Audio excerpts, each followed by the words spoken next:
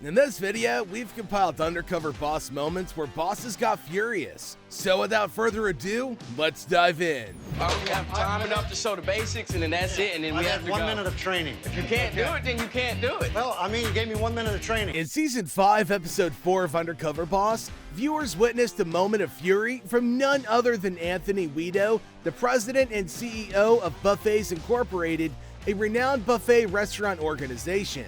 Seeking to experience the inner workings of his company firsthand, Anthony went undercover as a construction worker participating in a reality TV competition. How you doing? Mike Davis, how you doing? I'm 1 out of 3 managers here. 1 out of 3? Okay. We all work together to make this place run. It's nothing in this restaurant that I haven't done and I don't do. Anthony Weedo joined Skyla, a colleague, in the kitchen, where he was assigned the role of a dishwasher. However, it didn't take long for Anthony to notice the major issues. Employees receiving a mere 1 minute of training before diving into their assigned tasks. I'm gonna set you with Skylar, help Skylar either expedite or watch this, and so he'll tell you where he wants you at. All right, well, today, your job is send all this through the dishwasher. When they come through the door, make them put the stuff wherever you want. Anthony's frustration grew as he realized that such minimal training made it impossible for the employees to perform effectively in their respective roles. Skyla briefed Anthony on his responsibilities, explaining that he needed to send all the dishes through the dishwasher as they arrived. Anthony couldn't help but feel dismayed by the lack of guidance given to the employees, leading to inefficiencies and potential mistakes. When the pots come here, you put them in the water. Sometimes you have to scrub them, sometimes you don't. And that's basically it. You're gonna do that, and I'm gonna do this in the front. You're gonna do this, or how are we gonna do this? Right now, you're gonna run both positions. Sometimes it happens. Sometimes. It never happens, man. Oh, yes, it does. If it does, your manager's not doing a good job. As Anthony juggled between dishwashing and other tasks in the front, his anger reached its boiling point. Unable to contain his frustration any longer, he decided to confront the manager about the inadequate training provided to the employees. He then revealed his true identity, making it clear that he was not Mike Davis, but Anthony Weedo, the president and CEO of Buffets Incorporated. My name's Anthony Weedo. I'm the president and CEO of Buffets Inc. Now, the good news is when I look out there, the guests are getting treated pretty well. But this is a mess back in here. Why aren't we training people? That's the thing. We had 2 other managers above me. Anthony expressed his disappointment with the management team. He questioned the lack of training and wondered why the managers weren't addressing this critical issue. He emphasized that while the guests seemed to receive satisfactory treatment, the behind-the-scenes operations were a mess, leading him to question the management's competence and compassion. Anthony made it known that he didn't care about excuses or burnout. What mattered to him was ensuring proper training for the employees. It was evident that Anthony's fury stemmed from a genuine concern for the well-being of his company and the success of his employees. My name is Sarah Bidorf, and I'm the Chief Brand Officer of Boston Market, and you're on Undercover Boss. So go home, and Neil will follow up with you. So that's it? That's all? In the Undercover Boss episode, Boston Market, an employee found himself at the center of controversy after a rant about his disdain for customers led to his dismissal on national television. The incident occurred when the company's brand officer, Sarah Bidorf, went incognito to experience the reality of their business. The employee, known only as Ronnie, unleashed his pent-up frustration on a coworker who, unbeknownst to him, was actually the chief brand officer, Sarah Bidorf. Ronnie's outburst was filled with anger and bitterness as he expressed his deep-rooted hatred towards customers, declaring, "I literally hate customers more than anything in the entire world. I hate them so much. They're terrible." They're customers, they're not anything special. You just really don't like customers. Customers are such little bitches, and all the time it's all about pleasing the customer. Upon hearing Ronnie's tirade, Bidorf was appalled by his attitude and made the difficult decision to terminate his employment. She emphasized that having someone who despised customers serving guests was completely contradictory to the values of Boston Market. Breaking her undercover guise, Bidorf confronted Ronnie, revealing her true identity and explaining the reason behind his dismissal. However, Ronnie's response to the situation was far from remorseful. He defiantly asserted that his attitude would not change, claiming that his hatred towards people was not inherently wrong. His lack of understanding and refusal to acknowledge the impact of his words further highlighted his anger and disillusionment.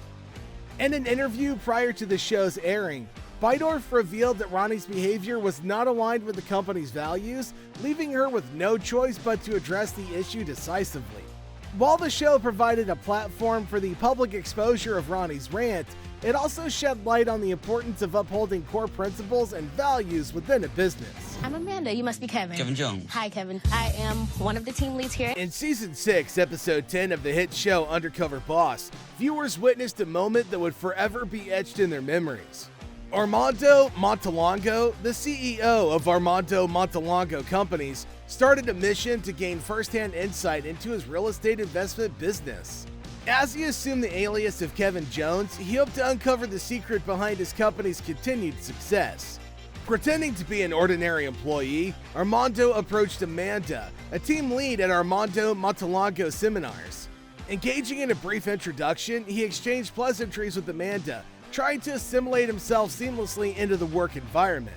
Despite his disguised identity, Armando's genuine frustration slowly began to simmer beneath the surface. Attempting to navigate the call center's complex system, Armando encountered a glitch that halted his progress. He turned to Amanda and requested assistance, hoping to understand the root cause of this recurring issue. As she nonchalantly instructed him to recover the webpage, Armando's eyes widened with realization. Go ahead and just hit recover webpage. With so many systems being going in here with the same program, it tends to just hiccup sometimes. In a moment of reflection, Armando comprehended the gravity of the situation. The consistent technical malfunction highlighted a major flaw within his company's infrastructure. Anger seeped into his voice as he addressed Amanda, expressing his dismay at the recurring system failures. The disappointment in his voice was palpable. As he spoke, Armando's frustration intensified, fueled by the realization that these glitches were costing the company both time and money. The thought that such critical information had not been brought to his attention infuriated him. The weight of the problem and the company's apparent ignorance of it hung heavily in the air. All of a sudden, our system goes dead, and all I'm watching is spinning and spinning. And now my entire business is at a standstill. I felt powerless. How often does this happen? If we're really in here pumping, it'll happen maybe twice or so a day. This stuff's going on twice a day in my company, and it's not getting back to me. I'm incredibly upset right now. We're losing money. Emotion surged within Armando as he struggled to contain his anger. This was a moment that transcended his undercover role, revealing the deep-seated concern of a CEO who had discovered an alarming issue within his organization. And the urgency in his tone was impossible to ignore. I'm gonna take you through a normal day here at True Value. Fantastic. We're gonna smoke some cigarettes. We're gonna flirt with some women. We're gonna sell some. I'm sorry, we're gonna do what? John Hartman is the president and CEO of True Value, one of the largest hardware cooperatives in the world. As the episode kicked off, John made the decision to go undercover within his own company, donning a disguise to join his employees and gain an authentic perspective on what was really happening within the organization. John's background as a former FBI agent equipped him with the skills necessary to go undercover and investigate the state of True Value and its employees. Little did he know that his undercover mission would lead him to encounter an employee named Brad, who would soon become the focal point of anger and frustration. As John assumed the persona of Lewis, a handyman aiming to win a substantial cash prize on a reality TV show, he found himself in Massachusetts, where he crossed paths with Brad, a sales associate at True Value. From the moment Brad opened his mouth, it became clear that he possessed a certain rebellious and disrespectful attitude towards the company and its customers. Brad constantly joked about spending his days smoking cigarettes, flirting with women, and engaging in side work while on the job. His nonchalant demeanor and lack of regard for professionalism really irked John, but he decided to delve deeper into Brad's story to understand the motivations behind his behavior. Hand out business cards with my name on them. You get a lot of side work. You know, you get a cute little old lady that doesn't know how to put up a cabinet. I'm gonna be there after work. During their interactions, John discovered that Brad had faced legal troubles and failed to complete his college education. However, Brad revealed that he was using his construction skills for conservation projects, which showcased a glimmer of potential beneath his rough exterior. This contradictory image of Brad, with his mix of knowledge and misguided behavior, left John torn between disappointment and a desire to help him transform his life. As John's undercover mission continued, he encountered other employees who were facing financial struggles and personal hardships. These encounters deepened his understanding of the challenges faced by the Team Virtue workforce and highlighted the need for better support and resources within the company. However, it was during the reveal when John finally unveiled his true identity to the employees that Brad's anger and frustration took center stage. Confronted by John about his inappropriate behavior and lack of respect, Brad's anger erupted, defending his actions and deflecting responsibility. His refusal to acknowledge his mistakes and accept John's offer of guidance and mentorship showcased the extent of his frustration and resistance. I was thrilled that you weren't saying the things before in front of the customers. Can I be blunt with you? I think you're making way too many excuses for yourself. Despite Brad's outburst, John remained committed to helping him turn his life around. He extended an invitation for Brad to participate in a Habitat for Humanity project and offered ongoing mentorship. This moment showed the complexities of employee behavior and the challenges of fostering a supportive work environment. Hi. Yes, Mr. Rick. How are you? I can see by... Get something straight. First of all, you're gonna apologize to her. Okay? I just talked... You know what? I don't need to hear it. I want a proper apology. In this episode, Undercover Boss finally reaches his breaking point. The franchise's consistent mistreatment of the workers had pushed him to the edge. He had observed how the franchise owner, Mr. Rick, lacked respect for the employees, and it was becoming increasingly evident that something needed to be done. His anger surged to new heights when he witnessed one of the employees, Sabrina, in tears due to the harsh treatment she received from Mr. Rick. Unable to contain his fury any longer, Undercover Boss demanded an immediate apology from the franchise owner. "No more excuses, Rick. Apologize to her right now," he firmly stated, his voice resonating with authority. Mr. Rick, taken aback by the boss's forceful demeanor, reluctantly offered his apology to Sabrina. You can me, you can do whatever the hell you want to me. You can't treat people like this when they're crying at work. No, come on. Employees come first. You are disrespectful to the brand. And you know what? Do you want to quit? You want to come work for me? I'm ready to quit. Okay, you work with me, I'm going to triple your salary. However, the reprimand did not end there. Determined to make things right, Undercover Boss took a bold step and offered Sabrina a job in his company, with a staggering salary 3 times higher than her current pay.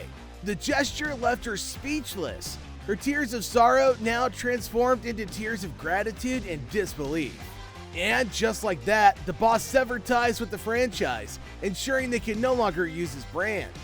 This decisive action sent a clear message to everyone involved that the mistreatment of employees would not be tolerated. Despite the tense situation, the underlying compassion of Undercover Boss shone through. He reassured Sabrina that everything would be okay and promised her a better future, free from the abusive environment she had endured for so long. It's not the way it should be. Okay. It'll be okay. I promise. I swear to God, I promise. I don't even know what to think right now. It was nice to have someone stick up for you guys. Had a long time coming for all this to happen. So how about a big smile from me? Witnessing someone finally standing up for them was a moment of relief and gratitude for the other employees as well. They had endured mistreatment and disrespect for far too long. Now they actually had hope that positive change was within reach.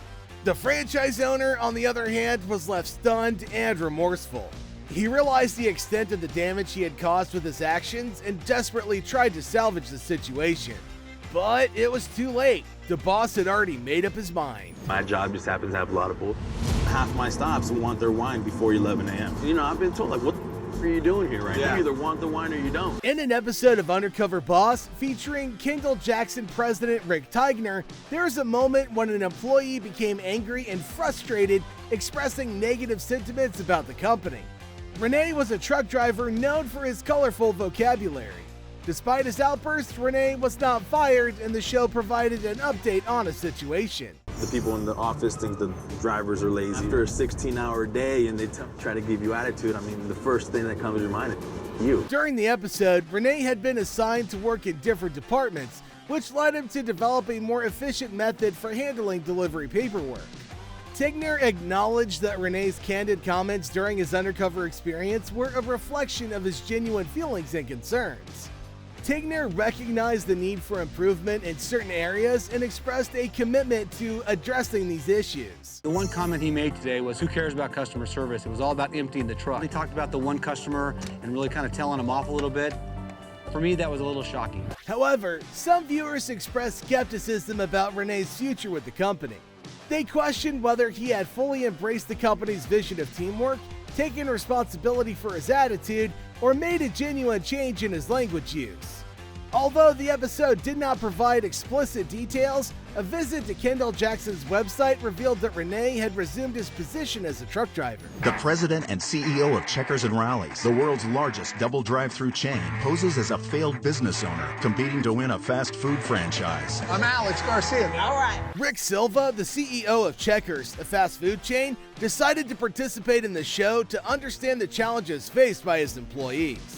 Little did he know that he would encounter an abusive manager who would push him over the edge. The general manager barking orders. Sir, I need you to drop what you're doing. I need you to take some trash out. And then I heard it again. How many hours do you have right now? It ain't 20. So if you go on overtime, I can take you outside and beat you up, right? During his undercover stint, Silva found himself working alongside an employee named Todd at the fry station. As they were conversing, the manager, known as Stevens, abruptly interrupted and ordered Todd to be quiet. Silva was taken aback by Stevens' behavior but decided to observe further. As the day progressed, Stevens' mistreatment became more evident. He not only belittled Todd but also threatened to physically harm him for not working hard enough. Silva, witnessing such unacceptable behavior, reached his boiling point. I couldn't work in a place like that. I really could not work there. I couldn't work there for 10 minutes. I would never let somebody talk to me like that. It's my job. Why do you keep working for Checkers? Because I do it because I need to help my mom. How does it make you feel? Like I'm worthless. Unable to contain his anger, Silva broke his character and took Stevens outside for a confrontation. It was an extraordinary moment on the show, as the CEO rarely reveals himself during the undercover process. Silva expressed his profound disappointment and disgust, appalled by the way Stevens treated his employees. You run them, they don't run you. I came into this company just like you. Wanted to be nice, low tone, it doesn't work. If I don't scream at them, they don't listen to me. But I'm not gonna let you continue telling me I'm disrespecting my crew. In a bold move, Silva decided to shut down the entire restaurant on the spot, effectively ending the shift. It was an unprecedented action that sent shockwaves throughout the establishment. The employees, though momentarily impacted, would soon discover that the closure was only temporary. I've been in the restaurant business for over 20 years, and I've been in the fast food business for over 20 years. I'm CEO for this company. I know exactly what it takes to run a restaurant like this, and guess what? I know the right way to do it, and I know the wrong way to do it. And what I saw here today is completely the wrong way to do it. Silva recognized that Stevens was ill-equipped to handle the managerial responsibilities. Instead of terminating him, Silva chose to send him for additional training, acknowledging that the company had failed to adequately prepare him for the role.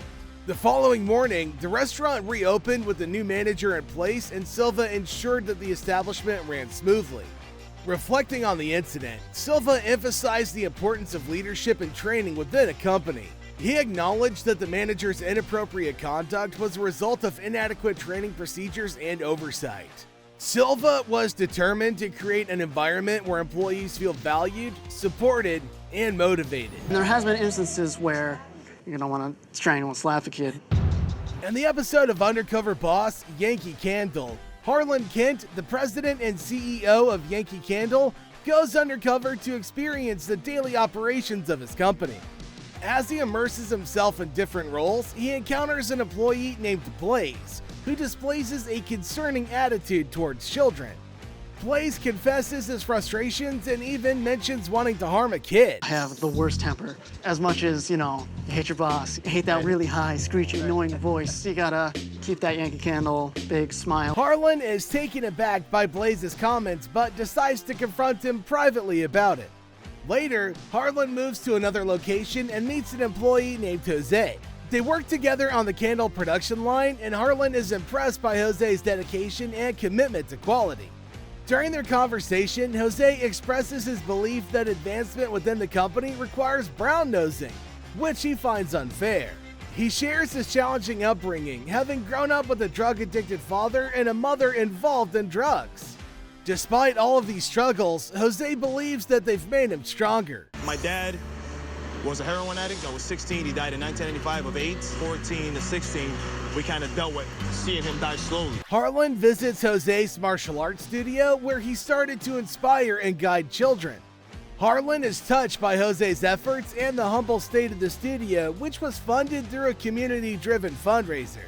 In another store, Harlan meets Megan, an employee who has concerns about the store's condition and management's lack of response. Together, they work on improving the store's appearance, and Megan reveals her personal struggles, including owning a struggling tattoo shop and dealing with epilepsy. They discuss her desire to make a positive impact in people's lives. Hi, I'm Dan. Nice to meet you, Dan. I'm Megan. Come on in. Megan. All right, we've got about 24 minutes to open. Okay. So we need to get the floor vacuum and make sure that everything looks good. Lastly, Harlan visits a store in Pennsylvania and interacts with an employee named Dan. While observing Dan's work, Harlan notices that the store frequently lacks the necessary materials for setting up displays. During their lunch break, Harlan learned more about Dan's personal life. Dan revealed that his father had passed away and he had the responsibility of feeding his mom and his little sister. Right now at the house, it's me, my mom, and my little sister. But your dad, he passed away last June. After completing his undercover journey, Harlan gathers all the employees at the flagship store to reveal his true identity as the CEO.